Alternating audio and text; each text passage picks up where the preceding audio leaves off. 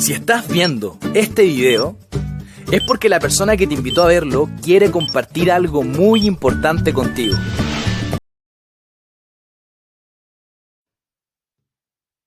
Piense y hágase rico, por Napoleon Hill.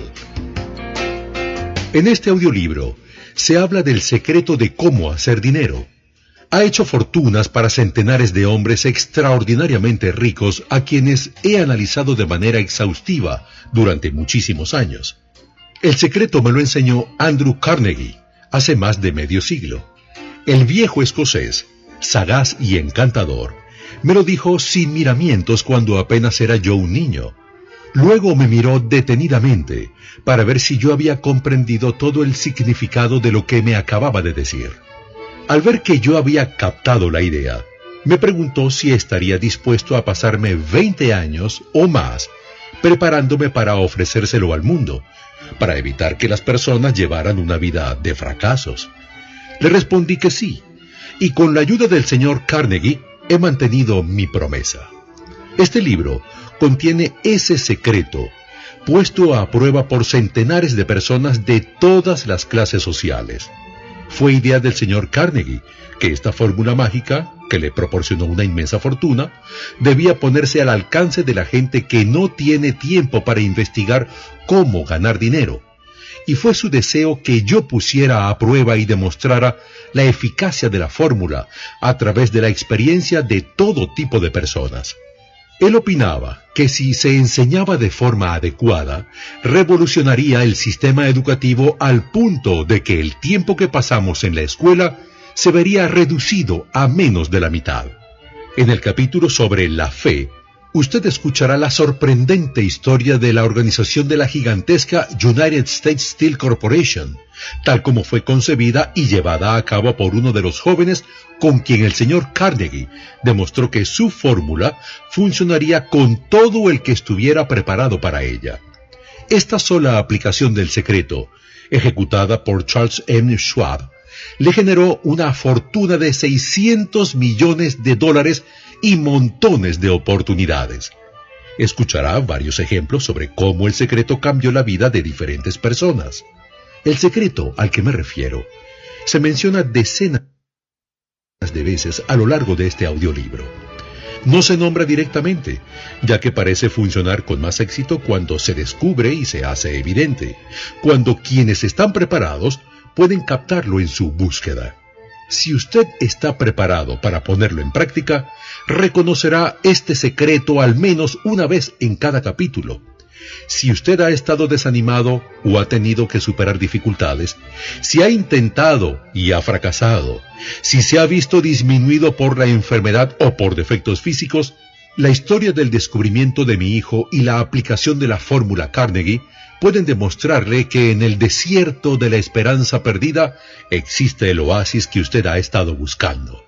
Una característica peculiar de este secreto es que quienes lo adquieren y lo emplean se ven literalmente arrastrados hacia el éxito, pero nunca obtendrán nada a cambio de nada. El secreto al que me refiero no se puede obtener sin pagar un precio, aunque éste sea muy inferior a su valor. Es imposible conocerlo a la ligera y no se puede comprar con dinero porque viene en dos partes. Una de ellas está ya en posesión de quienes se encuentran preparados para él. El secreto sirve por igual a todos aquellos que estén preparados para recibirlo.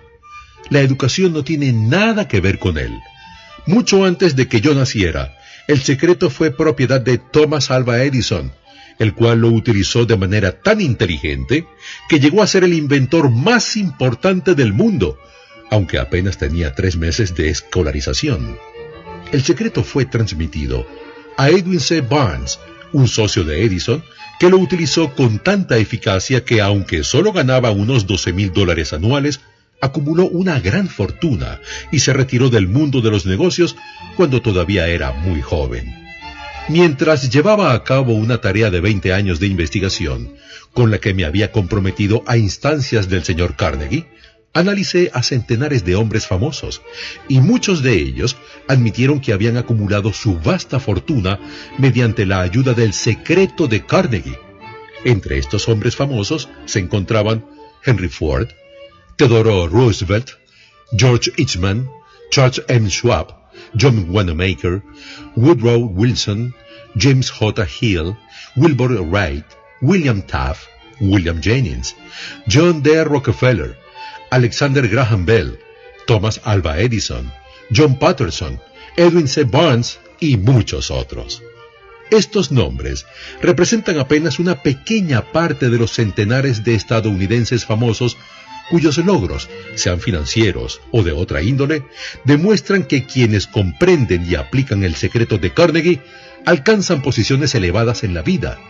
Jamás conocí a ninguna persona distinguida, ni que acumulara riquezas de ninguna índole, que no estuviese en posesión del secreto. A medida que vaya escuchando, recuerde que todo esto tiene que ver con hechos y no con ficción, y que su propósito consiste en transmitir una gran verdad universal mediante la cual quienes estén preparados podrán enterarse de qué hacer y cómo. También recibirán el estímulo necesario para comenzar. Como recomendación final, antes de que usted empiece el primer capítulo, le ofrezco una breve sugerencia. Todo logro, toda riqueza ganada tiene su principio en una idea. Si usted está preparado para el secreto, ya posee la mitad. Por lo tanto, reconocerá la otra mitad con facilidad en el momento en que alcance sus pensamientos. Napoleon Hill.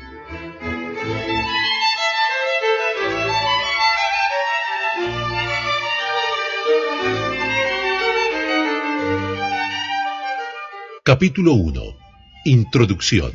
El hombre que pensó en la manera de asociarse con Thomas Alva Edison. Ciertamente, los pensamientos son cosas muy poderosas cuando se combinan con la exactitud del propósito, la perseverancia y un imperioso deseo de convertirlas en riqueza o en otros objetos materiales. Hace algunos años, Edwin C. Barnes descubrió que los hombres piensan y se hacen ricos. Su descubrimiento no surgió de pronto, sino que fue apareciendo poco a poco, empezando por un ferviente deseo de llegar a ser socio del gran Edison. Una de las características principales del deseo de Barnes es que era preciso. Quería trabajar con Edison, no para él. Cuando apareció por primera vez en su mente, Barnes no estaba en posición de actuar según ese deseo, o impulso del pensamiento. Dos obstáculos se interponían en su camino. No conocía a Edison y no tenía suficiente dinero para pagarse el pasaje en tren hasta Orange, New Jersey.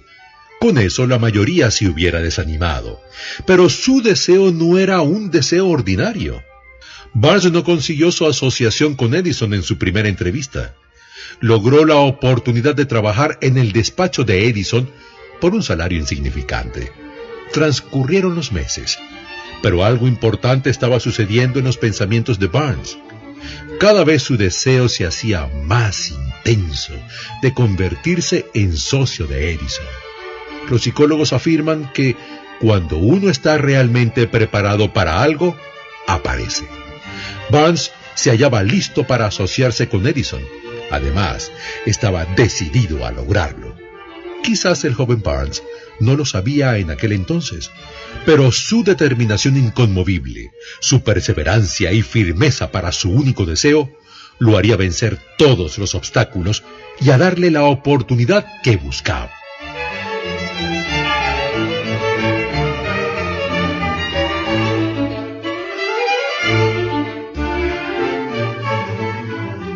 Los inesperados disfraces de la oportunidad.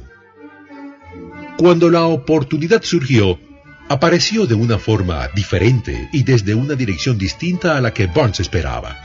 Ese es uno de los caprichos de la oportunidad. Tiene el curioso hábito de aparecer por la puerta de atrás, y a menudo viene disimulada con la forma del infortunio o de la frustración temporal. Tal vez por eso hay tanta gente que no consigue reconocerla. Edison acababa de perfeccionar un nuevo invento, conocido en aquella época como la máquina de dictar de Edison. Sus vendedores no tenían mucho entusiasmo por aquel aparato. No confiaban en que se pudiera vender sin grandes esfuerzos. Barnes vio su oportunidad, que había surgido discretamente, oculta en una máquina extraña que solo interesaba a Barnes y al inventor. Barnes supo que podría vender la máquina de dictar de Edison. Se lo sugirió y de inmediato obtuvo su oportunidad. Vendió la máquina. En realidad, lo hizo con tanto éxito que Edison le dio un contrato para distribuirla y venderla por toda la nación. A partir de aquella asociación, Barnes se hizo rico, pero también consiguió algo mucho más importante. Demostró que uno realmente puede pensar y hacerse rico. Barnes literalmente se pensó asociado con el gran Edison. Se pensó dueño de una fortuna. No tenía nada con que empezar, excepto la capacidad de saber lo que deseaba y la determinación de mantenerse fiel a ese deseo hasta haberlo realizado. Una de las causas más comunes del fracaso es el hábito de abandonar cuando uno se ve preso de una frustración temporal. R.B. Darby y su tío fueron presas de la fiebre del oro. Después de varios meses de trabajo obtuvieron la recompensa de descubrir una veta de oro. Regresaron a su hogar a reunir el dinero necesario para la maquinaria. Extrajeron el primer carro de mineral y lo enviaron a un fundidor. Tenían una de las minas más ricas de Colorado. Con unos pocos carros más de mineral, saldarían todas las deudas. Entonces sucedió algo. El filón de oro desapareció. Perforaron en un desesperado intento para volver a encontrar la veta, pero fue en vano. Finalmente, decidieron abandonar. Vendieron la maquinaria a un chatarrero por unos pocos centenares de dólares y el comprador llamó a un ingeniero de minas para que hiciera una prospección. Los cálculos del ingeniero indicaban que la veta reaparecería a 1 metro de donde los Darby habían dejado de perforar, y allí la encontró. El chatarrero extrajo millones de dólares en mineral de aquella mina porque supo buscar el asesoramiento de un experto antes de darse por vencido. Mucho tiempo después, Darby se recuperó sobradamente de su pérdida en oro. Eso le ocurrió después de ingresar en el negocio de seguros.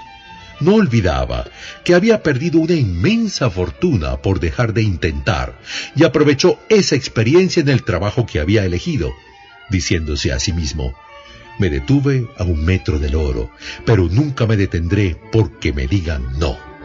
Darby se convirtió en uno de los pocos hombres que venden $1 millón anuales en seguros. Su tenacidad se la debía a la lección que había aprendido de su deserción en el negocio de la mina de oro. Antes de que el éxito aparezca en la vida, se presentarán muchas frustraciones temporales y tal vez algún fracaso. Cuando la frustración sea dueña de la persona, lo más fácil y lógico que hace es abandonar. Eso es lo que hace la mayoría.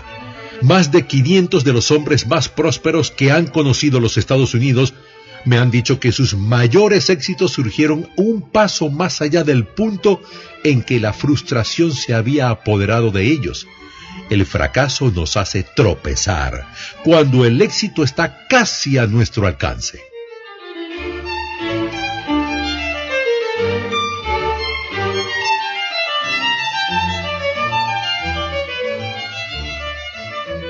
Poco después de que Darby decidiera aprovechar su experiencia en el asunto de la mina de oro, tuvo la buena fortuna de estar presente en una ocasión que le demostró que un no siempre es no.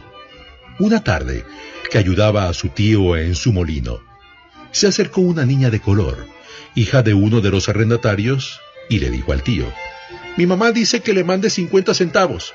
«Ni hablar», replicó el tío, «y ahora vete a tu casa». Pero la niña no se movió. Cuando volvió a levantar la mirada y la vio allí parada, gritó: «¡He dicho que te vayas a tu casa! ¡Ahora márchate o te daré una paliza!».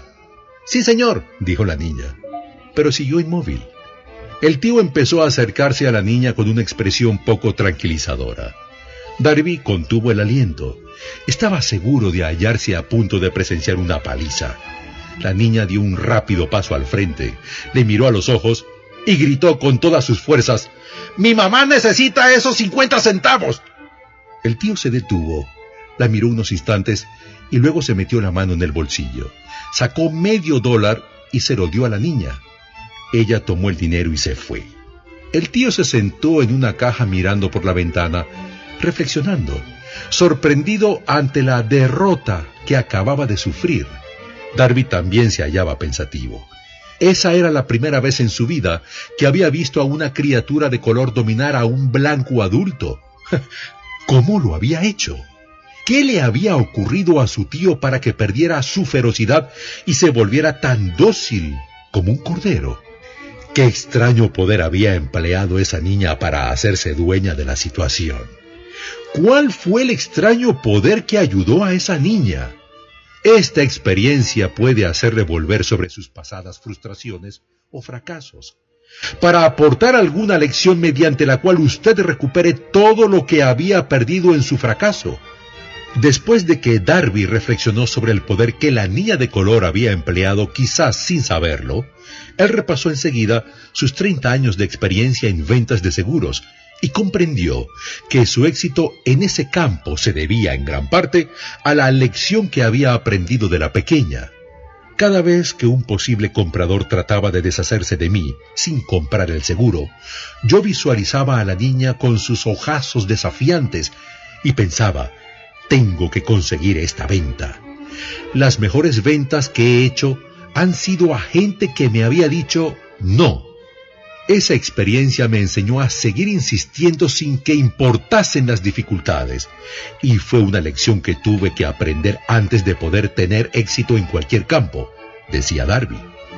Esta historia de la niña y de la mina de oro, sin duda la leerán centenares de hombres que se ganan la vida vendiendo seguros, y tal vez por ello Darby le debe a esas experiencias su capacidad para vender más de $1 millón anuales en seguros. El señor Darby sacó provecho de estas experiencias porque las analizó y supo ver lo que le enseñaban. Pero, ¿qué ocurre con quienes no tienen el tiempo ni la inclinación para estudiar el fracaso en busca del conocimiento que pueda conducir al éxito? ¿Dónde y cómo aprenden el arte de convertir las fallas en escalones hacia la oportunidad? Escuche esta idea. Cuando las riquezas empiezan a aparecer, lo hacen con tanta rapidez y en tal abundancia que uno se pregunta dónde habían estado escondidas durante todos estos años de necesidad. Cuando usted comience a pensar y a hacerse rico, observará que la riqueza nace de un estado mental con un propósito definido. Puede que esté interesado en saber cómo adquirir ese estado mental que atraerá la riqueza. Tan pronto como domine los principios de esta manera de pensar y empiece a seguir las instrucciones para aplicarlos, sus ingresos empezarán a crecer y todo lo que usted toque comenzará a convertirse en bienes para su beneficio. ¿Imposible? No, claro que no. Una de las mayores debilidades de la especie humana es la familiaridad con la palabra imposible. Uno conoce todas las reglas que no darán resultado, todo lo que no se puede hacer. Piense y hágase rico se grabó para quienes buscan las reglas que han hecho de otros personas de provecho y están dispuestas a jugárselo todo con esas reglas. Cambiar el enfoque del fracaso al éxito. Otra debilidad que se encuentra entre la gente es el hábito de medirlo todo y a todos por sus propias impresiones y creencias. Quienes escuchen esto creerán que jamás podrán pensar y hacerse ricos, porque sus hábitos de pensamiento se han empantanado en la pobreza, el deseo, la miseria, los errores y el fracaso. Henry Ford decidió fabricar su famoso motor V8 y dio instrucciones a sus ingenieros para que produjeran un prototipo. Los ingenieros acordaron que era imposible meter 8 cilindros en un motor de un solo bloque. «Prodúzcanlo de todas maneras», dijo Ford. Al cabo de un año de intentos fallidos, Ford les dijo: «Quiero ese motor y lo tendré». Al fin lo lograron. El secreto había quedado develado. Deduzca de esa historia el secreto de la fortuna de Ford. Henry tuvo éxito porque comprendió y aplicó los principios del éxito. Uno de ellos es el deseo. Saber lo que uno quiere. Si usted es capaz de poner el dedo en el particular grupo de principios que hicieron rico a Henry Ford, usted puede igualar sus logros en casi cualquier oficio para el que esté preparado. Nuestro cerebro se magnetiza con los pensamientos dominantes que llevamos en la mente y que, por mecanismos que nadie conoce bien, estos imanes atraen hacia nosotros las fuerzas, las personas, las circunstancias de la vida que armonizan con la naturaleza de nuestros pensamientos dominantes. Para poder acumular riquezas en abundancia, tenemos que magnetizar nuestra mente con un intenso deseo de riqueza hasta que el deseo por el dinero nos conduzca a hacer planes definidos para adquirirlo. Todo aquello que la mente humana pueda concebir y creer se puede alcanzar.